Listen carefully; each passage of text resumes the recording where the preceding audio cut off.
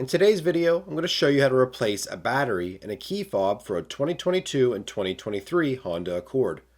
For this, you'll just need a flathead screwdriver and then the actual key fob itself, and this key fob takes a CR2032 battery. So to open up the key fob, press the button on the side here and then stick your fingernail underneath this section and it will release the physical key. In here you can see there is a slot where you can stick the end of your flathead screwdriver.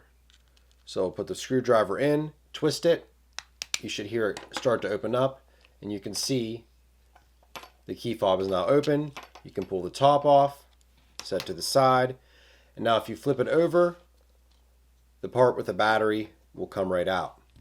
So here's your 2032 battery. To remove it, just stick your fingernails underneath and pull it up.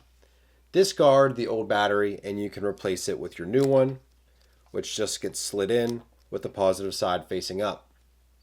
After that, you can align it back into the key fob. You can see the circular cutout where the battery was. And then you can replace the top piece. And if you squeeze it together, you'll hear them click. And then you can replace the physical key.